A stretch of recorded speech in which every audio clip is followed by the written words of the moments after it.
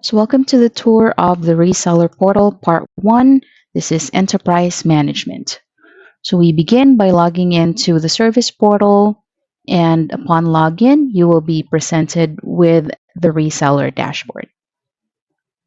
So, from the reseller dashboard, you will see the list of your enterprise company or your enterprise customer. So, from there, you will see the name as well as the services assigned to the enterprise, and you will see whether or not they are configured or they are set up. The next thing that you can see is the status of the direct routing. If the enterprise is not yet configured, you will get a notification on this column that says the enterprise registration is pending. If direct routing is configured, you will get a green check mark.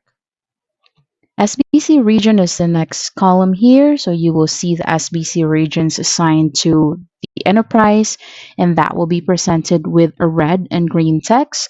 Red meaning the enterprise hasn't configured that direct routing yet, and green if direct routing is already configured for that SBC region. Another thing that you can see here is the user limit. So depending on how many is assigned to the enterprise, that's where you will see the information, and we'll also have access to the actions menu.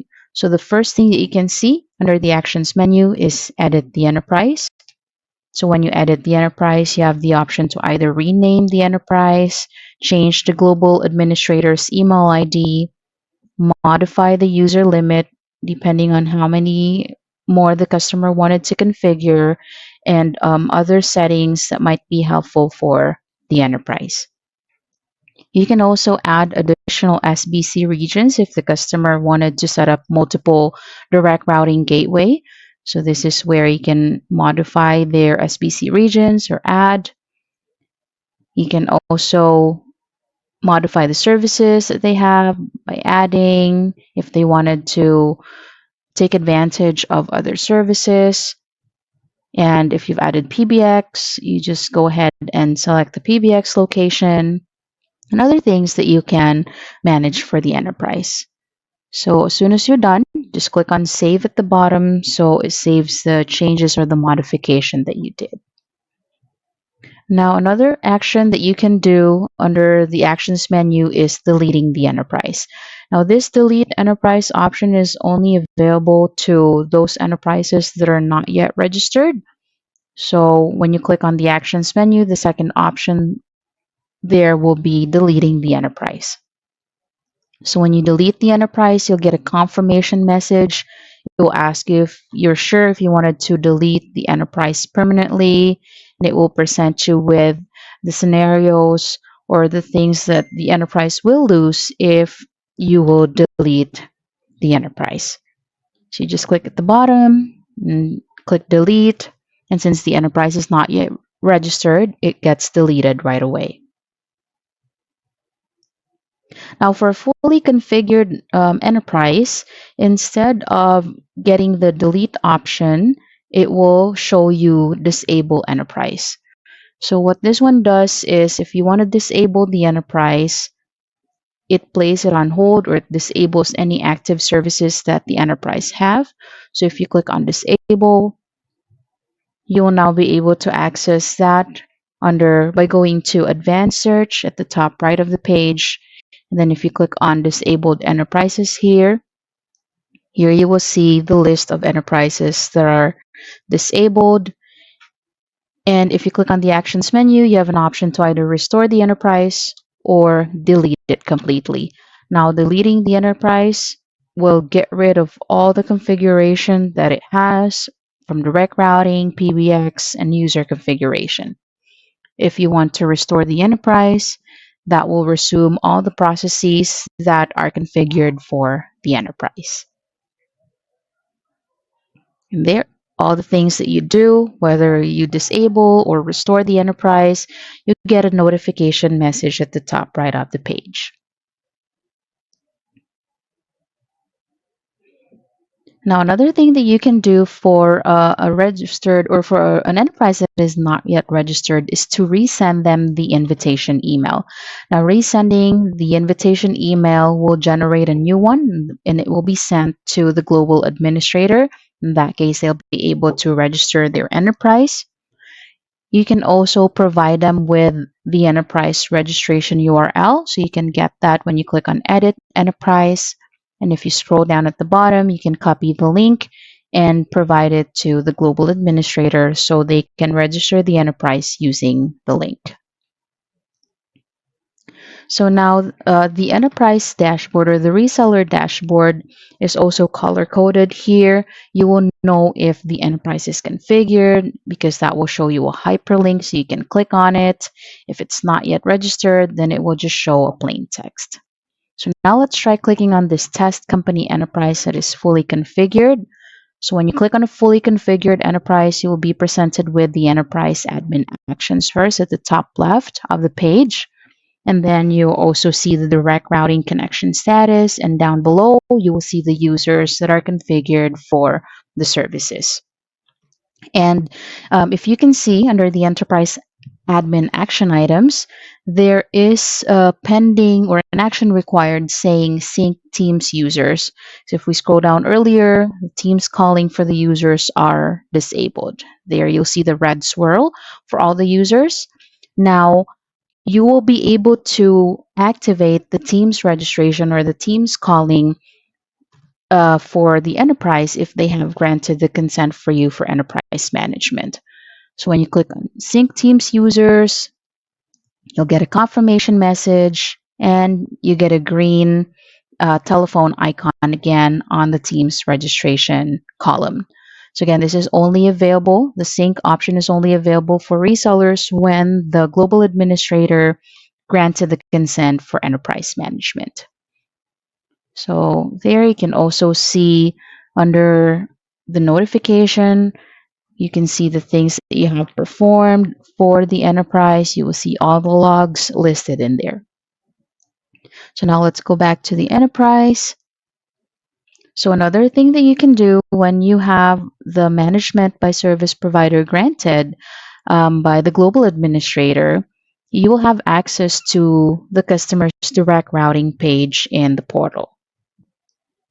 So from here, you will see if they have available licenses to configure additional direct routes. You will also see their current configured direct routing details and if they have any in progress direct routing that is going on. So now under setting up direct routes, make sure that there are available licenses before you proceed and make sure that there's available gateways added to the enterprise. So all you have to do is just click on the available gateways drop-down menu, select the available gateway, and then click on complete direct routing. So this will again validate the licenses similar to how we configured the initial direct route. This will verify the customer's licenses and the connection to make sure that they have the correct one. So I'll just click on complete direct routing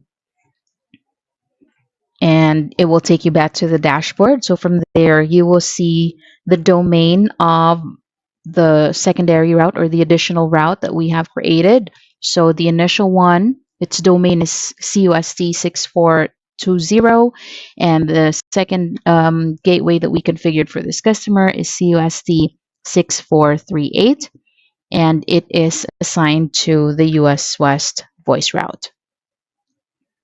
Now, depending on Microsoft's network, this can take as fast as 15 minutes or as long as 1 hour. So all we have to do here is wait for the calling enabled to turn green. And as soon as that turns green, and as soon as the creation of this additional voice route is complete, we can then assign this to the users. And there you also get a notification at the top right of the dashboard page that you have successfully configured another direct routing gateway for the customer. The next thing that you can do here is to set up a failover route or a redundant voice route. So again, this is only available for you as a reseller if the enterprise has granted the consent for you for service management. If not, they're the only ones who can do this by logging into the enterprise portal. And since this enterprise has granted the consent for service management, you will have the option to sync the voice routes for them. Syncing the voice route will create a redundant route or a failover route. And we also have to ensure that the enterprise has the correct licenses or the available licenses so that the voice route will sync successfully. So there you will be presented with a status bar stating that the voice routing details is being synced. So we just wait for that. It will give us a confirmation message there at the top right that it has been successfully configured. And also it will be presented with this blue icon right next to the primary voice route. So the primary voice route is in US East 1 and the failover is in US West. So you just hover your cursor to it so you can see where it fails over after syncing the voice route.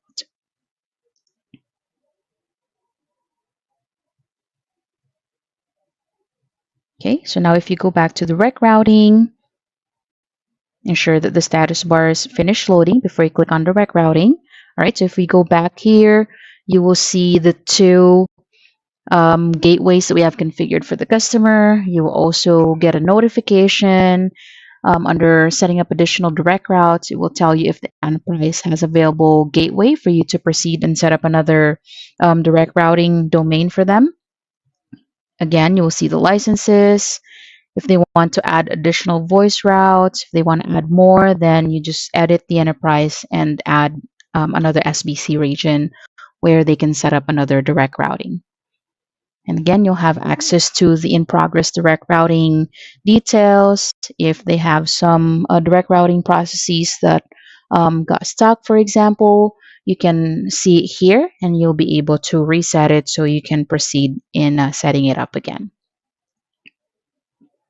And under configure direct routes, there you will see all the gateways that are configured, the SBC regions where it is assigned to, the domain, as well as the status.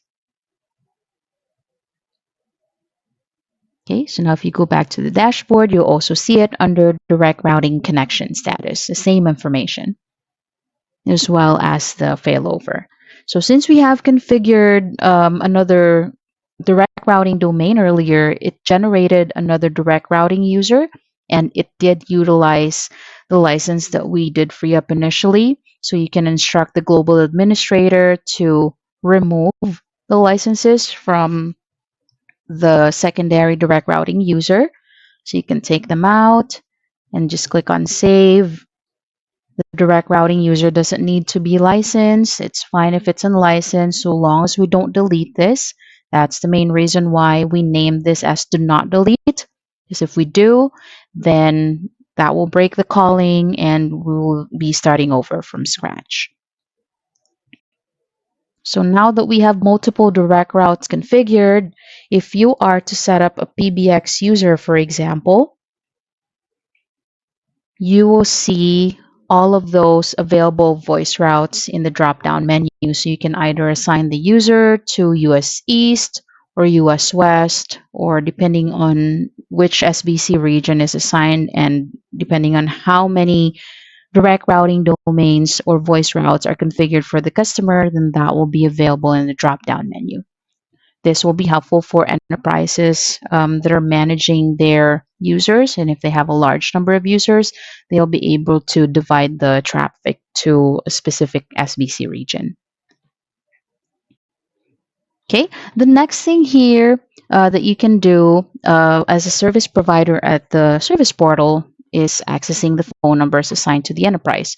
So you just click on phone numbers on the left side pane.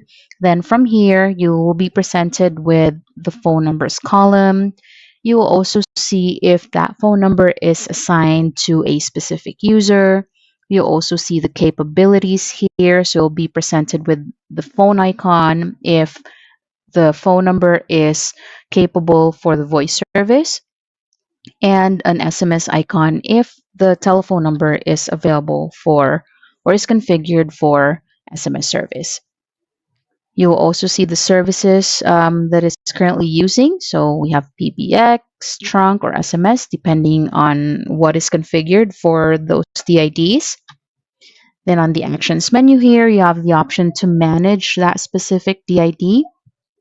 So when you manage a DID, what you can do is for DIDs, for example, that were uploaded for voice services initially, you can assign the SMS carrier profile if you want the SMS to be enabled for the same DID. So this is where you can modify that. And you can also add the capabilities. Now, for the capabilities part, you can only add a missing capability to the DID, but you can never delete the existing one. If you want to delete the existing one and change it, then you have to go back to phone numbers and delete the phone number and upload it again. And once you're done modifying the SMS carrier and the capabilities, you can click on save, and then you will get this confirmation message. So all you have to do is just read that and click on save settings. And it will take you back to the phone numbers page. So from there, if you can see under the capability, since we've added SMS to this 5085 phone number, then you see that SMS icon right there is being added to.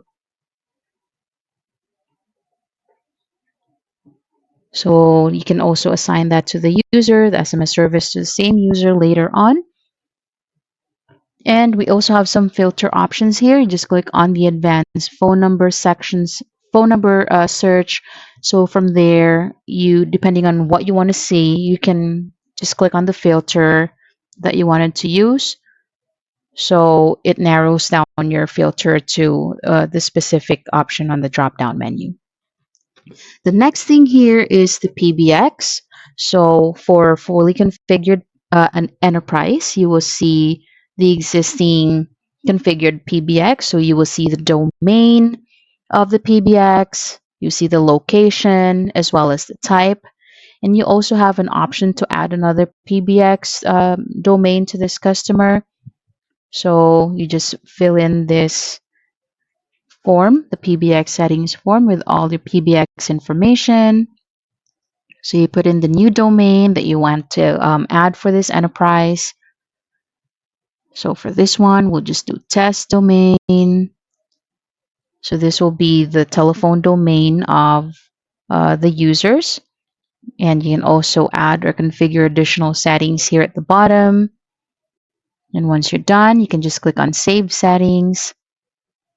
Now you will see those two PBX domains that you have.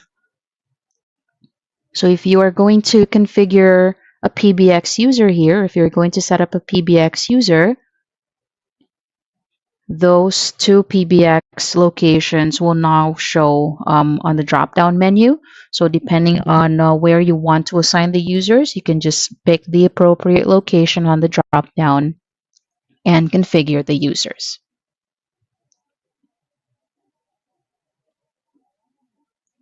Now, next is the users page. So the users page will show you the team's user ID. You will also see here the PBX user if it is configured to a PBX user. And from there, you also have access. So from there, you can see if the team's user is tied up to a PBX user. So if it's not yet configured, then you will see a notification here or message that says the user is not configured to or it's not tied up to any PBX user. So meaning it's just a regular Teams user. You will also see the SBC location where the user is configured. And if you click on a fully configured user, you have the option to move it to another PBX location if you want to, or change the voice route of that existing user. You can also modify the SIP user information here, the credentials, the phone number, as well as the SIP password. So that's what you can do for a fully configured user. Now, for non-configured users, you won't be really able to do anything to it until you set it up and assign specific services to it. So these are just regular Teams users ready to be configured with a specific service. So if you click on set up PBX user here, for example, so those are the only users that will be available in the drop-down menu, the ones that are showing not configured. So depending on the licenses that they have, they will see on they'll be visible in the Teams users drop down. Okay, now we have the actions menu. The actions menu is available to a fully configured Teams user. So when you click on the actions menu, you have the option here to change the password of that user. You also have an option to disable the user and disable calling. So disabling the user, you will get a notification here if you're sure if you want to disable the user. This is the confirmation message.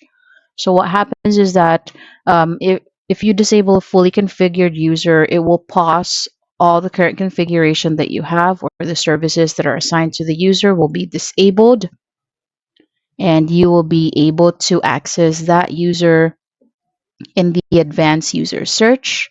And if you go to the disabled users list. So as you can see, this Teams user KS Smith is still tied up to this 5087 PBX user. Now, if you want to get rid of this integration completely, say for instance, you want to assign this 5087 PBX extension to another user, you click on the actions menu here and delete the user. In that case, it breaks the configuration of the KS Smith user to this 5087 PBX user. And once this is done and deleted,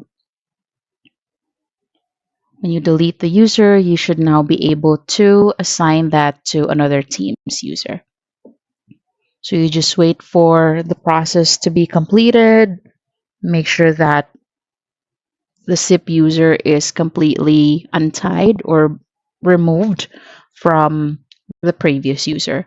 So once you have all the notification, if you go back to the users page, here you can see that the KS Smith is now saying not configured since we deleted the existing configuration earlier. And now if you click on, if we go to set up a user, if we click on set up PBX user, we can then assign the extension to another Teams user. So we just do the same thing, provide the PBX location. So you can assign it to another Teams user, put in that extension, the phone number, so 5087. You can assign it to another user if you want.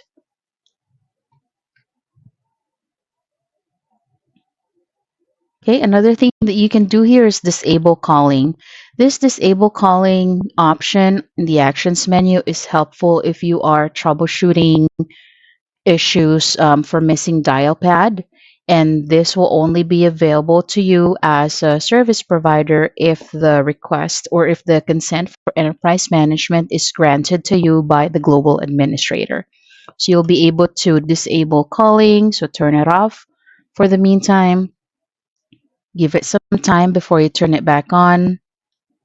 You'll get a confirmation message here or a status bar saying that provisioning the user is happening. So we have to wait for that to complete. So there you'll get a confirmation message through that the calling was disabled for a specific user. So give it some time before you turn it back on. You will also see a red swirl under Teams registration for the user where you disabled the calling to, meaning we've paused the configuration or the Teams registration for that user. So again, this is beneficial if you're troubleshooting missing dial pad after changing the phone license from the user, or let's say, for instance, it's a newly configured user and they're still not able to see the dial pad in 24 hours. Now, enable calling, you'll have two options. You can either click on Sync Teams Users here in the dashboard. That will enable the calling back to the user, or you can go back to the users page, click on the Actions menu, and then click on Enable Calling. So again, this option, both the disable user and the enable user or enable calling will only be available to you if the request for enterprise management is granted by the global administrator. For the disable calling one, you should be able to for the disable user, I mean, you should be able to disable the user completely and delete it completely when the enterprise granted you the consent for enterprise management. If not, the global administrator will have to log into the portal and complete the deletion process if you have deleted the user. So here, since we enabled the calling for the user, we'll just have to go back to the dashboard and wait for the red swirl to turn green.